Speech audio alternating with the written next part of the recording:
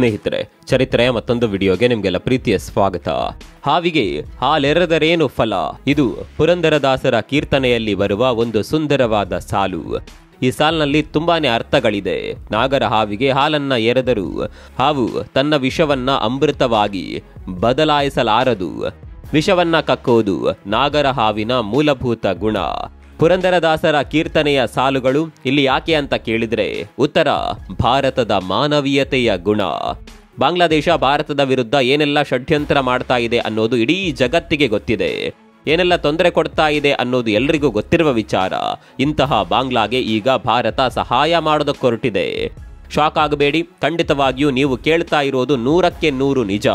ಆಹಾರದ ಸಮಸ್ಯೆಯಿಂದ, ಅದರಲ್ಲೂ ಅಕ್ಕಿಯ ಕೊರತೆ ಬಾಂಗ್ಲಾವನ್ನ ಕಾಡುತ್ತಿದೆ. ಹೀಗಾಗಿ ಭಾರತದ ಬಳಿ ಬಾಂಗ್ಲಾ ಸಹಾಯ ಯಾಚಿಸಿತ್ತು. ಭಾರತ ಕೂಡ ಅಯ್ಯೋ ಪಾಪ ಅಂತ ಈಗ ಬಾಂಗ್ಲಾಗೆ ಅಕ್ಕಿ ರಫ್ತು ಮಾಡೋದಕ್ಕೆ ಮುಂದಾಗಿದೆ. ಅದು ಕೂಡ ಬರೋಬ್ಬರಿ 20,000 ಟನ್ ಅಕ್ಕಿ ಬಾಂಗ್ಲಾಗೆ ಕೊಡೋದಕ್ಕೆ ಭಾರತ ಮುಂದಾಗಿದೆ. ಅಲ್ಲಿಗೆ ವಿಷಸರ್ಪವೊಂದಕ್ಕೆ ಆಹಾರ ಹಾಕಿ ಸಲಹುವ ಪ್ರಯತ್ನಕ್ಕೆ ಭಾರತ ಮುಂದಾಗಿದೆ. ಒಂದ್ ಕಡೆಯಲ್ಲಿ ಭಾರತ ಈ ರೀತಿಯ ಸಹಾಯಕ್ಕೆ ಮುಂದಾದ್ರೆ, ಮತ್ತೊಂದು ಕಡೆಯಲ್ಲಿ ಪಾಕಿಸ್ತಾನ ಕೂಡ ಬಾಂಗ್ಲಾಗೆ ಅಕ್ಕಿ ಸರಬರಾಜು ಮಾಡ್ತಾ ಇದೆ. ಶಾಕಿಂಗ್ ವಿಷಯ ಏನ್ ಗೊತ್ತಾ, ಪಾಕಿಸ್ತಾನ ಬಾಂಗ್ಲಾಗೆ ಕೇವಲ ಅಕ್ಕಿಯನ್ನ ಮಾತ್ರ ಸರಬರಾಜು ಮಾಡ್ತಾ ಇರೋದಲ್ಲ, ಅಕ್ಕಿಯ ಜೊತೆಗೆ ಸ್ಫೋಟಕಗಳನ್ನ ಕೂಡ ಬಾಂಗ್ಲಾಗೆ ರವಾನೆ ಮಾಡಿದೆ. ವೆಪನ್ಗಳನ್ನ ಬಾಂಗ್ಲಾಗೆ ರವಾನೆ ಮಾಡಿದೆ. ಇದಿಷ್ಟೇ ಅಲ್ಲ, 1971ರ ಬಳಿಕ ಇದೇ ಮೊದಲ ಬಾರಿಗೆ ಪಾಕಿಸ್ತಾನ ಸೇನೆಯ ವಿಮಾನಗಳು ಬಾಂಗ್ಲಾಗೆ ಬಂದಿಳಿಯಲಿವೆ ಅನ್ನುವ ಸುದ್ದಿ ಬರ್ತಾ ಇದೆ. ಪಾಕಿಸ್ತಾನ ಇಷ್ಟೆಲ್ಲ ಮಾಡ್ತಾ ಇರೋದು ಯಾಕಿರಬಹುದು ಅನ್ನೋದನ್ನ ನೀವೇ ಒಮ್ಮೆ ಯೋಚನೆ ಮಾಡಿ. ಒಂದ್ ಕಡೆಯಲ್ಲಿ ಭಾರತ ಮಾನವೀಯತೆಯ ದೃಷ್ಟಿಯಲ್ಲಿ ಸಹಾಯ ಮಾಡ್ತಾ ಇದ್ರೆ, ಮತ್ತೊಂದು ಕಡೆಯಲ್ಲಿ ಬಾಂಗ್ಲಾ ಭಾರತದ ಬೆನ್ನಿಗೆ ಚೂರಿ ಇರಿಯುವ ಪ್ರಯತ್ನ ಮಾಡ್ತಾ ಇದೆ ಅನ್ನೋದು ಕ್ಲಿಯರ್ ಆಗಿ ಗೊತ್ತಾಗುತ್ತಿದೆ. ಅಷ್ಟಕ್ಕೂ ಏನಿದು ಬಾಂಗ್ಲಾದ ಷಡ್ಯಂತರ?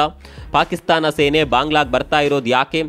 ಭಾರತ ವಿಷ ಕಕ್ಕುವ ಬಾಂಗ್ಲಾ ಅನ್ನುವ ಸರ್ಪಕ್ಕೆ ಹಾಲೆರೆಯುತ್ತಿದೆಯಾ? ಎಲ್ಲವನ್ನ ಡೀಟೇಲ್ ಆಗಿ ತೋರಿಸ್ತೀವಿ ನೋಡಿ.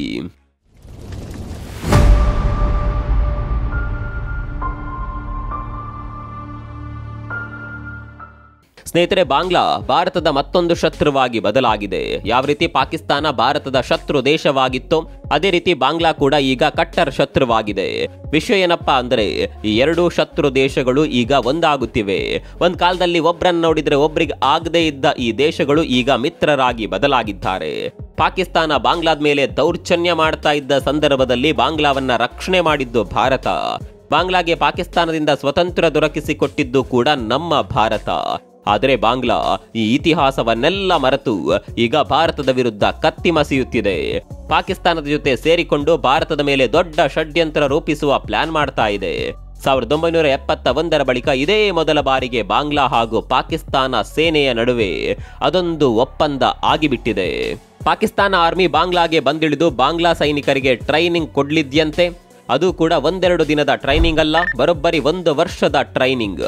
ಪಾಕಿಸ್ತಾನ ಟ್ರೈನಿಂಗ್ ಕೊಟ್ರೆ ಯಾವ ರೀತಿ ಟ್ರೈನಿಂಗ್ ಕೊಡಬಹುದು ಅನ್ನೋದನ್ನ ನೀವೇ ಒಮ್ಮೆ ಯೋಚನೆ ಮಾಡಿ. ಅದಕ್ಕೆ ಭಾರತದ ಮೇಲೆ ಯಾವ ರೀತಿ ದಾಳಿ ಮಾಡಬೇಕು ಅನ್ನುವ ವಿಷಯ ಬಿಟ್ಟರೆ ಬೇರೆ ಯಾವ ವಿಚಾರ ಕೂಡ ಗೊತ್ತೇ ಇಲ್ಲ. ಹೀಗಾಗಿ ಬಾಂಗ್ಲಾಗೂ ಕೂಡ ಇದನ್ನೇ ಹೇಳಿಕೊಡುತ್ತೆ ಅನ್ನೋದರಲ್ಲಿ ಯಾವುದೇ ಅನುಮಾನ ಬೇಡ. ಸ್ನೇಹಿತರೆ, ಇಲ್ಲಿ ಮತ್ತೊಂದು ವಿಚಾರವನ್ನ ನಾವು ಸೂಕ್ಷ್ಮವಾಗಿ ಗಮನಿಸಬೇಕು. ಪಾಕಿಸ್ತಾನದಲ್ಲಿ ಯಾವಾಗ ಸೇನೆ ಆಡಳಿತವನ್ನ ತನ್ನ ತೆಕ್ಕೆಗೆ ತೆಗೆದುಕೊಳ್ಳುತ್ತೆ ಅನ್ನೋದನ್ನ ಹೇಳೋದಕ್ಕೆ ಸಾಧ್ಯವಿಲ್ಲ. ಅಲ್ಲಿ ಹಲವು ಬಾರಿ ಮಿಲಿಟರಿ ಆಡಳಿತ ಕೂಡ ನಡೆದಿದೆ. ಇದೇ ರೀತಿ ಈಗ ಬಾಂಗ್ಲಾದ ರಾಜಕೀಯ ವ್ಯವಸ್ಥೆ ಕೂಡ ಸರಿ ಇಲ್ಲ. ಈ ಅಸ್ಥಿರತೆಯನ್ನೇ ಬಳಸಿಕೊಂಡು ಬಾಂಗ್ಲಾ ಆರ್ಮಿ ಕೂಡ ಆಡಳಿತ ನಡೆಸಿದ್ರು ಅಚ್ಚರಿ ಇಲ್ಲ. ಹಾಗೊಂದು ವೇಳೆ ಆದ್ರೆ ಅದು ಭಾರತಕ್ಕೆ ತುಂಬಾನೇ ಡೇಂಜರ್. ಹೀಗಾಗಿ ಭಾರತ ಈ ವಿಚಾರವನ್ನ ಸೀರಿಯಸ್ ಆಗಿ ತೆಗೆದುಕೊಳ್ಳಲೇಬೇಕಿದೆ. ಮತ್ತೊಂದು ಕಡೆಯಲ್ಲಿ ನೆರವಿನ ಹೆಸರಿನಲ್ಲಿ ಪಾಕಿಸ್ತಾನ ಸ್ಫೋಟಕಗಳನ್ನ ಕೂಡ ಬಾಂಗ್ಲಾಗೆ ರವಾನೆ ಮಾಡ್ತಾ ಇದೆ. ಅದು ಕೂಡ ಹಡಗಿನಲ್ಲಿ ತುಂಬಿಸಿ ಬಾಂಗ್ಲಾಗೆ ಸ್ಫೋಟಕಗಳನ್ನ ರವಾನೆ ಮಾಡಲಾಗಿದೆ. ಯಾಕೆ ಈ ಸ್ಫೋಟಕಗಳನ್ನ ರವಾನೆ ಮಾಡಿದ್ದಾರೆ ಅಂತ ಕೇಳಿದ್ರೆ, ಭಯೋತ್ಪಾದನೆ. ಇಲ್ಲಿವರೆಗೆ ಕೇವಲ ಪಾಕಿಸ್ತಾನ ಗಡಿಯಲ್ಲಿದ್ದ ಭಯೋತ್ಪಾದನೆ ಈಗ ಬಾಂಗ್ಲಾದೇಶಕ್ಕೂ ಕೂಡ ವಿಸ್ತರಣೆಯಾಗಿದೆ. ಬಾಂಗ್ಲಾ ಭಾರತ ಗಡಿಯಲ್ಲಿ ಭಯೋತ್ಪಾದನಾ ಚಟುವಟಿಕೆಯನ್ನ ಹೆಚ್ಚು ಮಾಡೋದಕ್ಕೆ ಪಾಕಿಸ್ತಾನ ಕುಮ್ಮಕ್ಕು ಕೊಡ್ತಾ ಇದೆ ಅನ್ನುವ ವಿಚಾರ ಬಹಿರಂಗವಾಗಿದೆ.